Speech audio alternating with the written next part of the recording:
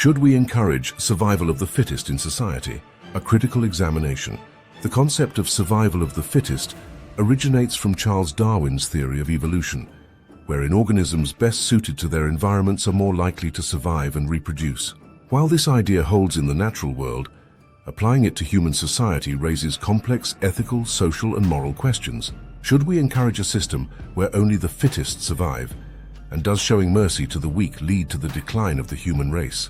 This article delves into the ramifications of these questions and explores why human society must move beyond simplistic Darwinian thinking. Understanding survival of the fittest in society. In evolutionary biology, the term fittest does not solely refer to physical strength or power, but to an organism's ability to adapt to its environment. If we translate this idea to human society, fitness could imply economic success, intelligence, or social influence. However, equating human worth with productivity, wealth, or other superficial measures of fitness is problematic for several reasons.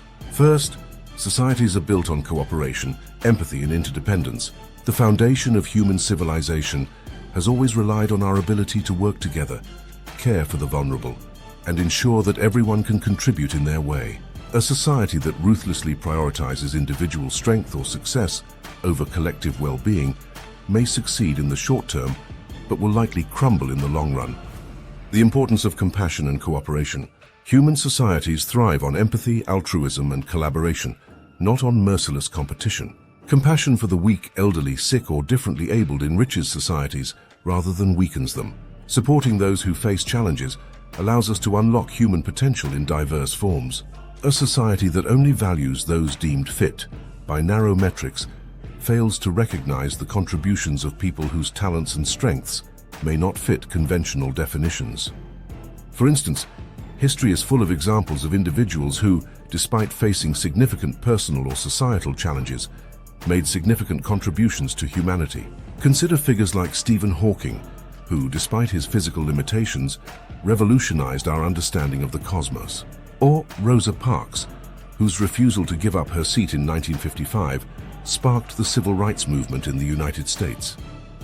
A rigid system that values fitness by traditional standards might have dismissed these individuals, yet their impact is profound. Does supporting the weak lead to human decline? One common argument in favor of a harsh survival of the fittest approach is that protecting the weak, sick, or disadvantaged might lead to the genetic or social decline of humanity. This argument is often rooted in outdated and debunked eugenic thinking, which suggests that supporting vulnerable populations leads to the propagation of weaker traits in the human gene pool.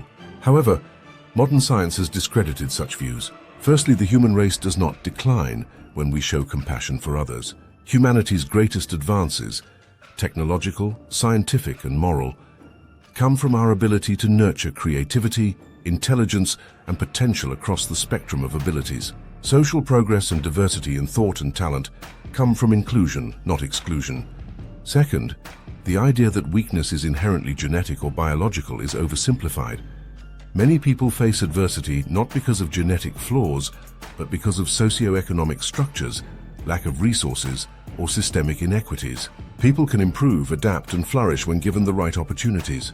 A society that provides support for those facing difficulties creates an environment where all people have a chance to succeed. The role of social systems. Social systems like healthcare, education, and welfare exist to support individuals who may not have the resources or ability to thrive independently. Far from weakening society, these systems ensure that every person has the opportunity to contribute in meaningful ways, regardless of their initial circumstances. By supporting the vulnerable, we invest in our collective future. Children born into poverty, individuals with disabilities, and people battling illness can all become valuable contributors to society when given access to proper resources and opportunities. The goal of these social systems is not to create dependency, but to provide temporary support so individuals can realize their potential. A society built on justice, not ruthlessness. A civilization that values only the fittest is likely to be more unequal, more divided, and less compassionate. A society that functions on justice, inclusion, and the well-being of all is more likely to be sustainable and resilient. The notion that showing mercy to the weak leads to societal decline ignores the deep complexities of human potential, intelligence, and the strength of communities that protect their most vulnerable members. From a purely ethical standpoint, humanity has long moved beyond the idea that strength or productivity alone should determine survival. Morality, justice, and dignity require us to value every individual, regardless of their position on a spectrum of fitness.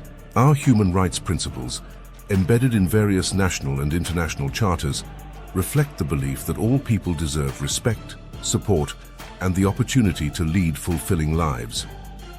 Moving beyond survival of the fittest, the notion of survival of the fittest has no place in a modern, compassionate society.